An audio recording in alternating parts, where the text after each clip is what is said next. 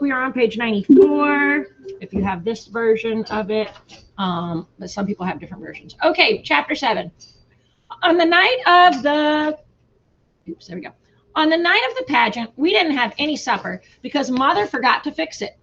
My father said that was all right. Between Mrs. Armstrong's telephone calls and the pageant rehearsals, he didn't expect supper anymore. When it's all over, he said, we'll go someplace and have hamburgers. But Mother said when it was all over, she might want to go someplace and hide. We never once gone through the whole thing, she said. I don't know what's going to happen. It may be the first Christmas pageant in history where Joseph and the wise men get in a fight and Mary runs away with the baby. She might be right, I thought, and I wondered what all of us in the angel choir ought to do in case that happened. It would be dumb for us to just stand there singing about the Holy Infant if Mary had run off with him. But nothing seemed very different at first. There was the usual big mess all over the place. Baby angels getting poked in the eye by other baby angels' wings and grumpy shepherds stumbling over their bathrobes.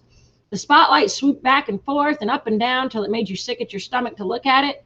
And as usual, whoever was playing the piano pitched away in the manger so high we could hardly hear it, let alone sing it.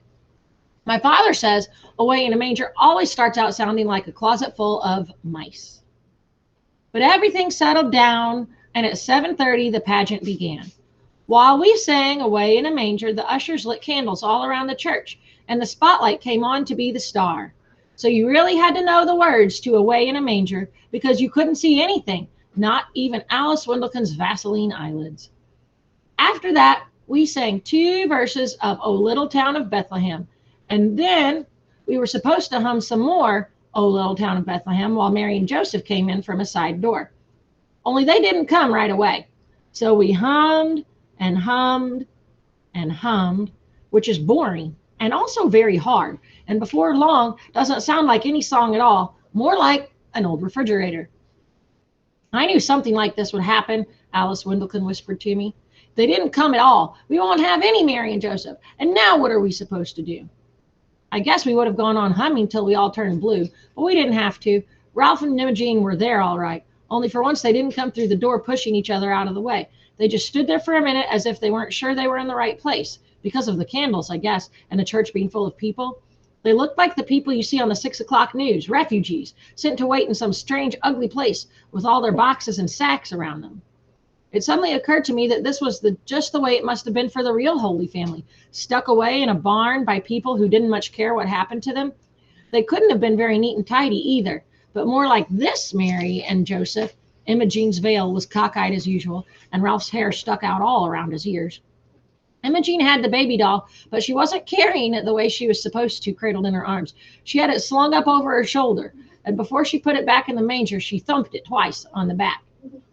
I heard Alice gasp, and she poked me. I don't think it's very nice to burp the baby Jesus, she said, as if he had colic. Then she poked me again. Do you suppose he could have had colic? I said, I don't know why not. And I didn't. He could have had colic or been fussy or hungry like any other baby. After all, that was the whole point of Jesus, that he didn't come down on a cloud like something out of Amazing Comics, but that he was born and lived, a real person. Right away, we had to sing while shepherds watched their flocks by night. And we had to sing very loudly because there were more shepherds than there were anything else. And they made so much noise, banging their crooks around like a lot of hockey sticks. Next came Gladys from behind the angel choir, pushing people out of the way and stepping on everyone's feet. Since Gladys was the only one in the pageant who had anything to say, she made the most of it. Hey, unto you a child is born, she hollered, as if it was, for sure, the best news in the world. And all the shepherds trembled, sore afraid, of Gladys mainly, but it looked good anyway. Then came 3 carols about angels. It took that long to get the angels in because they were all primary kids, and they got nervous and cried and forgot where they were supposed to go and bent their wings in the door and things like that. We got a little rest then while the boys sang We Three Kings of Orient Are, and everybody in the audience shifted around to watch the wise men march up the aisle. What have they got? Alice whispered. I didn't know, but whatever it was heavy. Leroy almost dropped it. He didn't have his frankincense jar either, and Claude and Ollie didn't have anything, although they were supposed to bring the gold and the myrrh. I knew this would happen, Alice said for the second time. I bet it's something awful. Like what? Like a burnt offering. You know the Herdmans. Well, they did burn things, but they hadn't burned this yet. It was a ham, and right away I knew where it was from. My father was on the church charitable works committee. They give away food baskets at Christmas, and this was the Herdman's food basket ham. It still had the ribbon around it saying Merry Christmas. I'll bet they stole that, Alice said. They did not. It came from their food basket, and if they want to give away their own ham, I guess they can do it. But even if the Herdmans didn't like ham, that was Alice's next idea, they had never before in their lives given anything away except lumps on the head. So you had to be impressed. Leroy dropped the ham in front of the manger. It looked funny to see a ham there instead of the fancy bath salt jars we always used for myrrh and frankincense. And then they went and sat down in the only space that was left.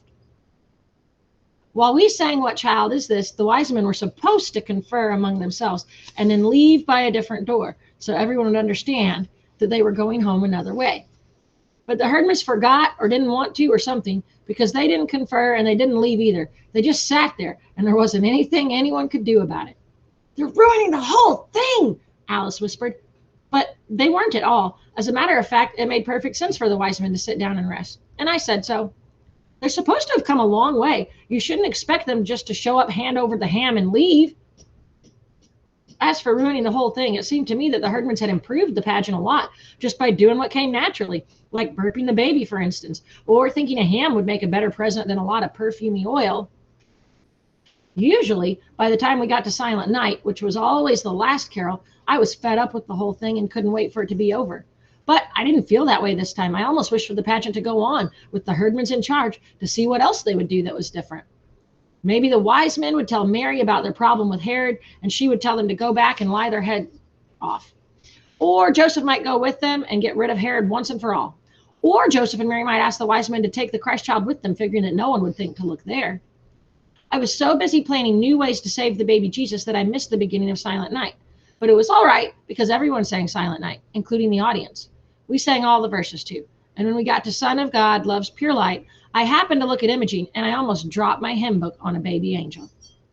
Everyone had been waiting all this time for the Herdmans to do something absolutely unexpected. And sure enough, that was what happened. Imogene Herdman was crying. Whoa, I'm confused. What? Why would she be crying? I don't know. Because she's showing kindness and she knows what it feels like to be kind.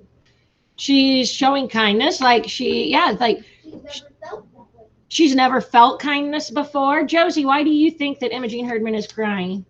Maybe because she suddenly feels bad for everything that she's done.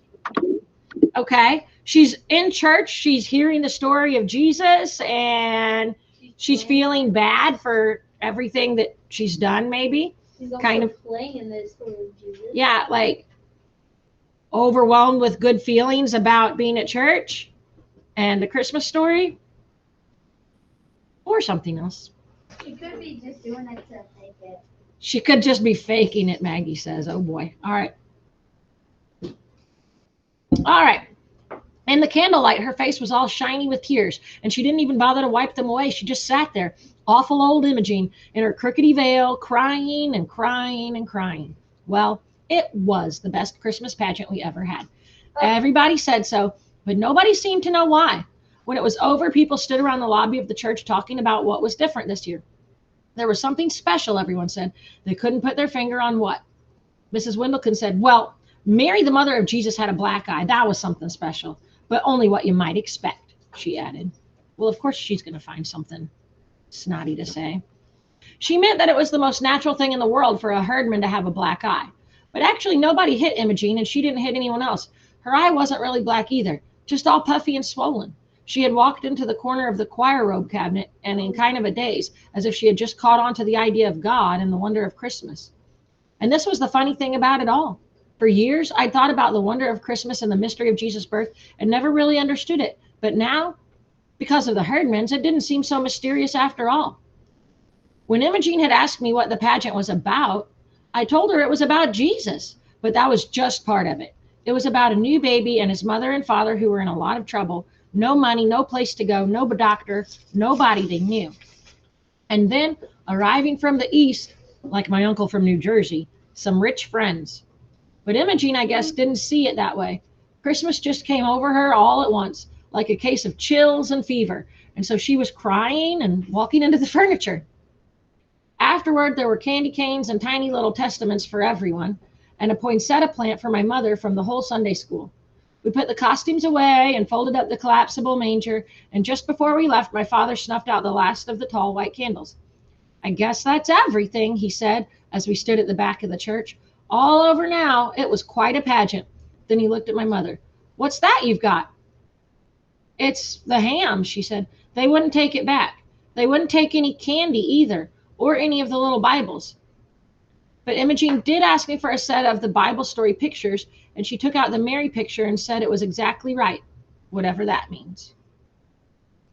I think it meant that no matter how she herself was, Imogene liked the idea of the Mary in the picture, all pink and white and pure looking, as if she never washed the dishes or cooked supper or did anything at all except have Jesus on Christmas Eve. But as far as I'm concerned, Mary is always going to look a lot like Imogene Herdman, sort of nervous and bewildered and ready to clobber anyone who laid a hand on her baby. And the wise men are always going to be Leroy and his brothers, bearing ham. When we came out of the church that night, it was cold and clear with crunchy snow underfoot and bright, bright stars overhead. And I thought about the angel of the Lord, Gladys, with her skinny legs and her dirty sneakers sticking out from under her robe, yelling at all of us everywhere. Hey, unto you a child is born. That's the perfect ending. Lily said that's the perfect ending. Did anybody expect this to take a serious turn at the end? Yes.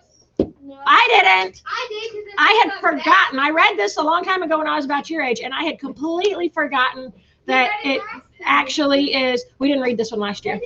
The cover deceives me. Yeah. Hey, this chick right here. Unto you, child is born. That's totally, I don't know about you guys, that's totally not how it's said in my church's Christmas play. No. It's definitely much nicer situation. Can we do Okay. an AR test now? So, couple of things today. You're going to take your AR test for this book, okay? It is the best Christmas pageant ever, I believe. And hang on, don't start yet. You also have a worksheet for today that you need to do. And on the back of the worksheet, it says citations that back up the theme. So let's talk about what is a citation. And a citation, Lily, what is a citation? Maybe a new site where you found it. You cite where you found it. Perfect. Citation, and you are citing where you found it. Just like when we do our informational writing, you have to write the websites where you found your information. You are going to be writing down the theme of this story. You're going to find what is the theme. And themes are like, we talked about them in third grade. I know we had a big unit on theme in third grade. You probably talked about theme every year. But I've got some of the ones we learned in third grade hanging up back here on my wall, and I will read them. Overcoming challenges, courage, kindness, don't be afraid to try new things, believe in yourself, take a stand, honesty, friendship, be yourself, be happy with what you have, teamwork, compassion, perseverance. There was one that must have fallen down. Don't let anyone dull your sparkle. Anyway, things like that are our theme. So I want you to pick, what do you think the overall theme was? Something that applies to every single chapter. You're not just saying the Herdmans were mean, but then they were nice. That's not the theme. No. The theme is like a single word or a phrase that kind of just describes the entire story, okay, from start to finish. And I think, just in my mind, the Herdmans had a lot of growth as characters in the story. There was a ton of growth from the Herdmans. So if I were thinking, I would think the theme would have something to do with thinking about how the Herdmans changed over the course of the story. But then it says you are going to cite things from the text that support why you think that's the theme. So hang on, those of you that have your computer open doing the AR test, shut it right now, or I will just turn on Go Guardian and shut it for you. I said we're not doing that yet, and to listen to my directions. Please follow directions, guys, and listen, okay? Because in a second, you're going to be like, I don't know what to do on the back of this. And I'm going to be kind of grumpy because I'm totally spending my time telling you what to do on this. Okay. All right. So citing your theme. So if you decide, and I'm going to pick a wrong one. If you decide that the theme is don't let anyone dull your sparkle. It's not that one. If you decide that, I need 2 examples from the story that support that. So if I were to say, don't let anyone dull your sparkle, then I would say, well,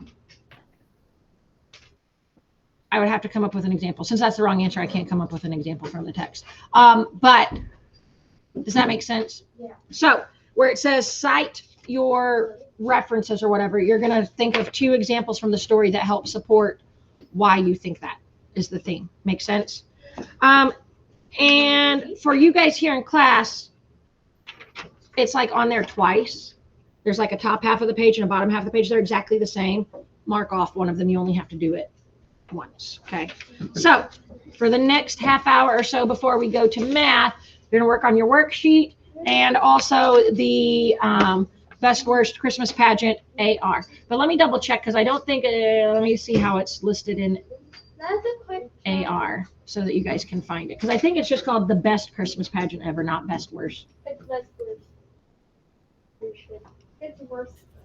No, it's just the best one. Pretty sure. I'm looking just to be sure for all of you. Oh, it helps if my hands are on. It is in there as the best Christmas pageant ever, and the cover looks just like mine. It is worth 2 points. That's gonna help me a lot. Okay. So you guys are good to go. Work on your worksheets and take the AR quiz, and then you don't have it, Avery? Yeah, not yet. Okay. I will remind Mr. R to send it, and see if you can get that. Hang on. Does it matter if it's picture edition? What? Does it matter if it's picture edition? Yes, it does, because that's a kid version of it. You want to get the one that's probably not even the right book level. Okay, Fiona, yes, ma'am.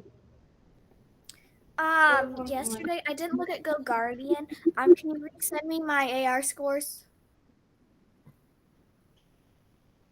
Your star score from yesterday? Yeah, I can send it to you. Give me Yeah, just a sure. second. Okay. All right, I'm going to pass this out to them. You guys, I will see you. And if you didn't hear, I changed the schedule a little bit again for today. I know yesterday, if you didn't hear me at the beginning of the call yesterday, I said we would probably do the other STAR test on Friday. But then I also found out we have a Mr. Marshall lesson on Friday. So we're going to do the other STAR test this afternoon, same time we did yesterday, the 12:35 time. We're going to do the math STAR test today, and then we'll have a Mr. Marshall lesson tomorrow. But so today, schedule for you guys, 9 o'clock math, 10:35 we'll all be together for science again.